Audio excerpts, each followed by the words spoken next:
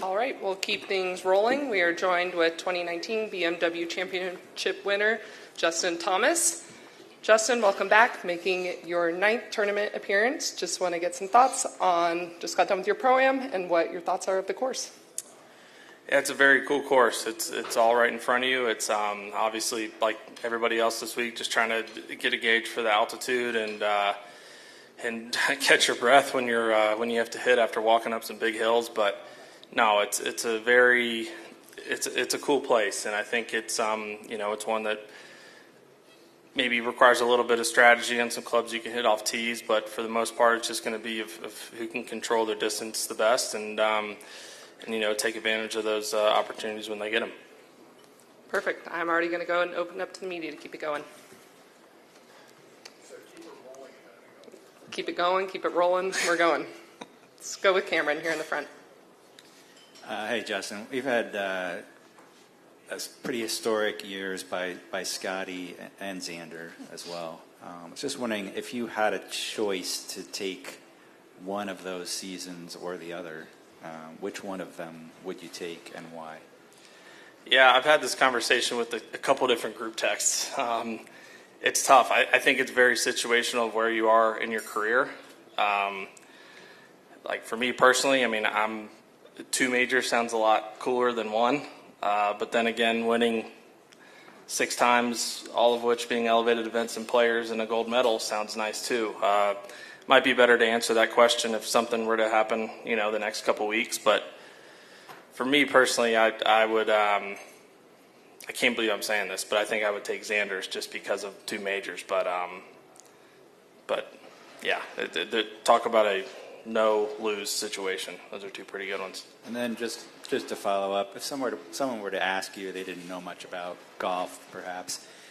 Oh, you got these 2 guys, 1-2 in the FedEx Cup. What's the difference between Scheffler and Schauffele? Their last names sound the same. Mm-hmm. What's the difference? How do they approach it differently, or are they just pretty much approaching it the same way? I wouldn't say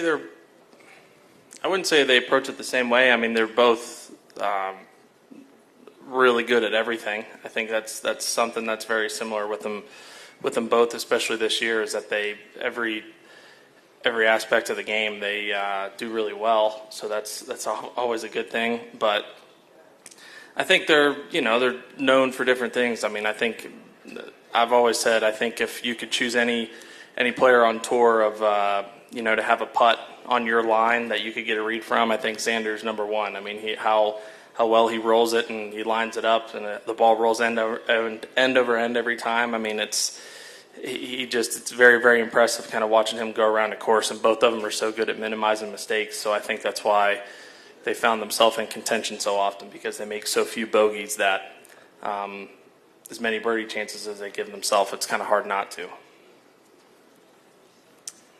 And we're going to go over here to Doug, then we'll bring the microphone over to Dan.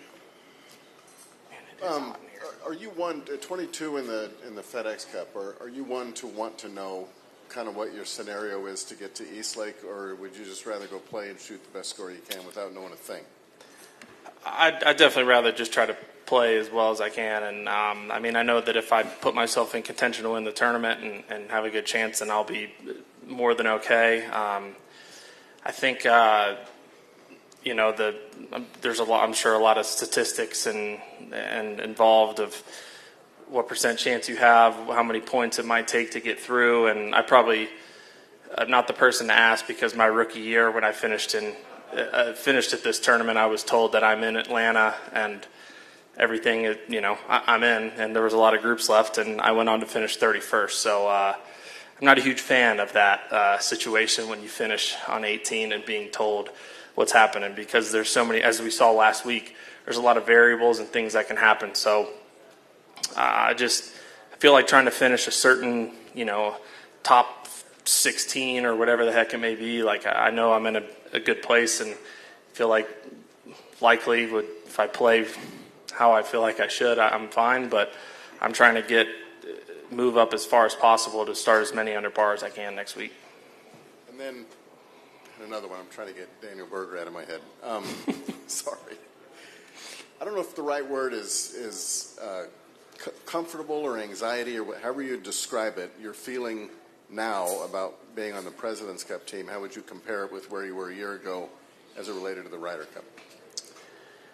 I'd say both of those words come to mind, comfort and anxiety. I think last year I had a lot of anxiety about making the Ryder Cup team, and I want to make the President's Cup team just as bad, but I'm in such a better place, and my game is in such a better place that I'm not coming to tournaments trying to play well to try to make a team or to try. Like I feel that I'm fully capable and I'm playing well enough that I can win every tournament I'm playing in. It's just about putting myself there and doing it. So I think that's just the biggest difference, is that last year I was playing well, or I was playing to try to play well to make the Ryder Cup team, versus now I feel I'm trying to play well to try to win golf tournaments and try to have a chance at the FedEx Cup. And I feel like if I do those things, then that should be good enough for the President's Cup team. And my want, like I said, my want is there just as bad. It's just how I'm thinking about it in my head is a lot healthier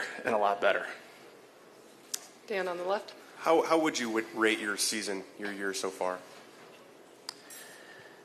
I mean, it's been fine. I'd say it's been a good year. It just hasn't. I feel like I've done a lot of really good things. I just haven't scored as well as I feel like I've kind of played, especially these last couple tournaments. I feel like getting off to a good start, and I mean, most seasons for everybody kind of have ups and downs, and kind of after the start of the year, I feel like I just kind of hit a little bit of a lull of getting back in contention. And I mean, the biggest thing is I just haven't won, and I think that's really the only thing, or the difference of keeping it from being a really, really good year. And I have 2 weeks left to try to capitalize on that and see if we can't make it a great year. So the schedule for next year came out recently. It looks pretty similar. Strategic Sports Group, they invested all this money. Do you get the sense that moving forward past 25, it will start to look different, or they're going to start to make the changes, will start to implement? I don't know. I mean, I would think that it's going to change at some point. I don't know when it is. I mean, I think everything does eventually, and I think when all of us are, and the tour is pretty committed to trying to make our product as good as humanly possible, I'm sure that there's other ways to do that. And what that is, I don't know, but it wouldn't surprise me to see things different after next year. Back over to the right, we have Ben. Scotty was just talking about how a big part of his preparation is sort of money matches against other guys and having that out there. I want to know, because he said that he played you on Monday, is he as dominant in those matches as he has been on the major course? He said I should ask you. Yeah, well, all I know is our match got rained out, so it was a draw if you ask me. But that's the only thing that I remember it as. We definitely weren't 2 down through 13. It was a push. In general, though, is that something that helps you guys prepare to have something, even if it's just a little something, have that friendly banter, etc., in prep? I like it. I think it's kind of situational on, as weird as it is, on courses. I think we get to places that we've been a lot.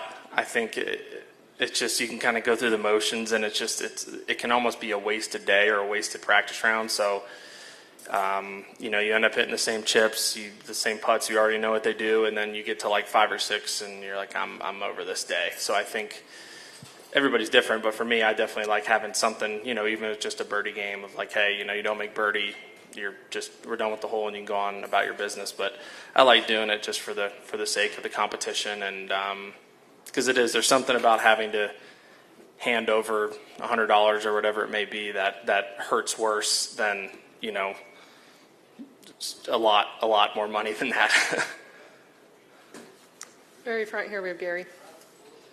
So when the PGA Tour was here before, it was a modified Stableford system. So I'm trying to get a sense for, in stroke play terms, what would you guess from seeing it the last few days? What would be a good winning score here in your estimation? I'm terrible. I'm absolutely terrible at that. If I had to guess, I would guess like most events, it'd be 15 to 20 under. I mean, it just depends on how the fairways are pretty receptive. I mean, they're generous. A lot of less than drivers. But I also thought like 6 under was going to win Medina, and I think I shot 24 or 5. So as I said, I'm pretty terrible at guessing. So all I know is I hope whatever I shoot is the winning score. We have on the very back on the right. Over the course of your career, you have obviously had friendships with Bill and John and Bruce and a number of the other guys that have gone to live. Could you speak to your relationships today with those guys and if there are any communications and what the state of that relationship is? Yeah, I mean, it was, I would say it was a kind of a cordial friendship or relationship. I mean, just similar to what it is now. I mean, we never were planning any trips together or having dinners together or anything like that. It was just, we were peers that played with and against each other on tour, and we said hey and caught up when we saw each other, and nothing's changed from, when I've seen them in the majors. You just say hi and kind of go about your business. We have time for just 2 more. We have Doug, and then we'll go to Cameron. Trying to end this on a positive note, but I'm curious, what do you consider to be the single greatest meltdown you've ever had on the golf course, and what did you learn from it? How did it? Meltdown? Yeah. Wow. Not score, but meltdown. So like emotionally, not as much Yes, very much like emotionally. Correct. Emotionally. Go back to Kevin Takatanabun and the U.S. kids if you want to. No, that's a tough one.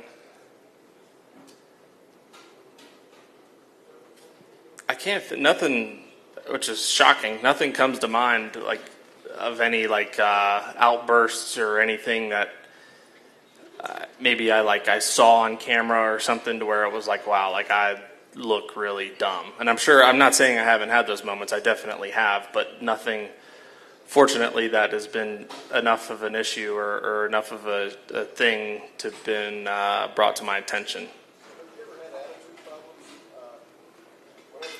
For sure.